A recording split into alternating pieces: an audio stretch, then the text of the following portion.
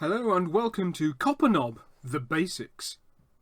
Standing proudly on display at the Great Hall of the National Railway Museum in York is a rare survivor from one of the most influential locomotive building firms in Britain.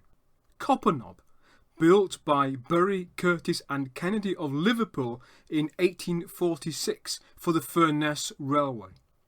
Coppernob had a working life of an amazing 53 years, being retired at the end of 1897. But who was Edward Bury, her builder? Well, he was born in Salford in 1794 and privately educated in Chester at the Blue Coat School. His father was a very well-to-do timber merchant, so it was natural he would follow in his footsteps. And Edward Bury enters into railway history in 1824, when, as the joint proprietor of a steam-powered sawmill in Liverpool, he gave evidence in favour of the Liverpool and Manchester Railway Bill. Sadly, this bill was thrown out in 1825 due to major errors in the survey, but as history records, a second bill was introduced in 1826 and became law in that May, thus establishing the Liverpool and Manchester Railway. Edward Bury's business partner was a Scottish marine engineer named James Kennedy. Due to the absence of both George and Robert Stephenson from Robert Stephenson and Co. of Newcastle, George was busy on the Liverpool and Manchester, and Robert was at the time in South America. Kennedy had been employed by Stephenson's in some supervisory capacity for at least 18 months from 1824 to 1825. During this time he had supervised the construction and delivery of the first locomotives for the Stockton and Darlington Railway, including the world-famous Locomotion, that line's number 1 locomotive, and the locomotive which hauled the inaugural train on the opening day in September 1825. Of Kennedy's time at the Stephenson Works, Robert Stephenson wrote a few short years later that he regretted Kennedy had been taken on at all. He wrote, "If Kennedy had not obtained a great deal of information from here, we should have stood much higher in locomotive engine makers than we do now. Bury would never have made an engine." In other words, Robert believed that Edward Bury had only risen to be the major rival to his own locomotive works and designs, thanks to Kennedy having worked for him at 4th Street in Newcastle. Bury and Kennedy's first locomotive was an unusual 6-wheeler named the Dreadnought, which was intended for the Rainhill trials of October 1829. Sadly, it wasn't finished on time, but worked for a while on the Bolton and Lee Railway in Lancashire. Dreadnought was a very curious machine with a return flue boiler, angled cylinders either side of the boiler working a crankshaft, which drove a chain drive to all 6 wheels. Their second locomotive was the aptly named Liverpool. She was a 4-wheeler, and if a bitter James Kennedy is to be believed, Robert Stephenson apparently copied his design for Planet directly from Liverpool. But this is not the case, but does make for a fantastic conspiracy theory. Whilst the Liverpool did indeed use horizontal cylinders and a crank axle, she retained the old-fashioned return flue boiler, so that the chimney was at the same end as the firebox. The fire was livened up using bellows placed under the tender to provide a blast of air, rather than using a blast pipe using exhaust steam. The driver stood alone at the front end, and the fireman at the back. Her wheels were then a massive 6 feet in diameter.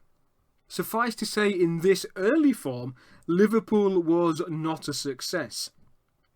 Rebuilt with a more conventional multi-tubular boiler in the Stephenson manner, she was fitted with a unique cylindrical firebox with a domed top.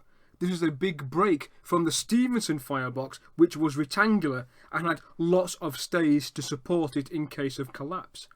The outer firebox casing mirrored this shape and was covered with copper sheeting, hence the nickname Coppernob.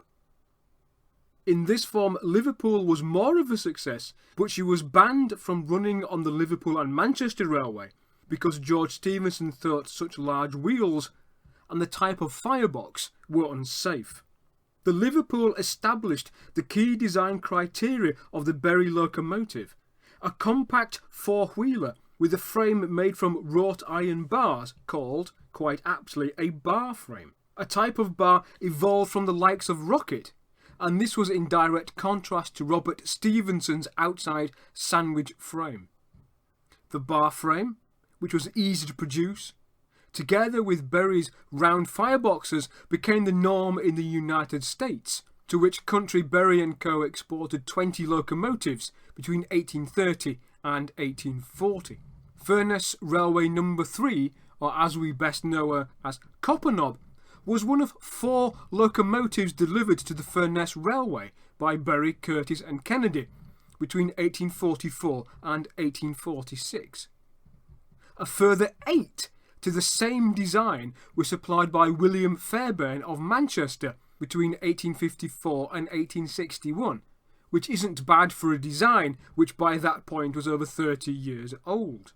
Of her sisters, No. 1 had a very short working life, and she was scrapped after having been lit up with having no water in the boiler. No. 2 was withdrawn in 1870 and sold to a colliery in Northumberland. In contrast, No. 3 and No. 4 had very long working lives, not being withdrawn until December 1897 and January 1898 respectively. No. 3 was supposedly the oldest locomotive then at work and had also worked the first passenger train on the Furness Railway. Coppernob and her sisters were delivered by sea from Liverpool to Barrow in Furness, but there was no means of getting them off the ship. The Railway magazine reported in 1899 that Barrow at this time was not possessed of power for lifting them out of the ship. Consequently, sheer legs were erected, and, after several mishaps, No. 3 was landed on the beach, thence on planks, and dragged up the beach. Finally, temporary lines to the nearest part of the mainland were laid, on which she were taken to the sheds, where all the motion and gearing were put together. Coppernob, thanks to her long working life, was one of the earliest engines to be preserved. The Railway magazine remarked, "For a long time this engine was the oldest at work in the world. Known as Old Coppernob, it has been of great interest to many who have seen it working daily on the docks at Barrow in Furness. It has been at work for nearly 53 years. The preservation of it as a monument is well worth of consideration." Coppernob was put on display at Barrow Railway Station in 1901, covered by an ornate glass and iron pavilion. In 1938, the LMS, the successors to the Furness Railway, removed her for display at the centenary celebrations of London Euston, at which station she was put on display. She returned to Barrow, but during the bombing of the town in 1941, she suffered severe shrapnel damage, and Coppernob carries her scars to this day.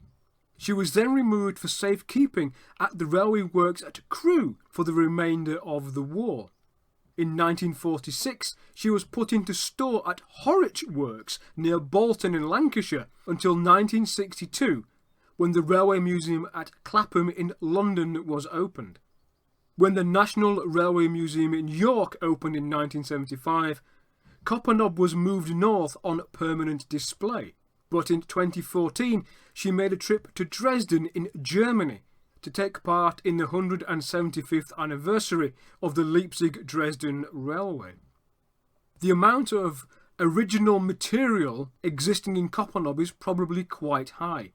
The frames and wheels are certainly from 1846, and indeed the frame has been broken and patched several times. The valve gear, slide bars, and even perhaps the boiler shell are equally venerable. Another venerable Bury locomotive is preserved in Ireland, Great Southern and Western Railway No. 36, which was built in 1848 and was at work until 1896. So those are the basics on Coppernob. Which is your favourite early locomotive? Comment below. Don't forget to like, share and subscribe. And if you'd like to find out more about Edward Berry and his locomotives, check out my book, Locomotives of the Victorian Railway, from Amberley Publishing.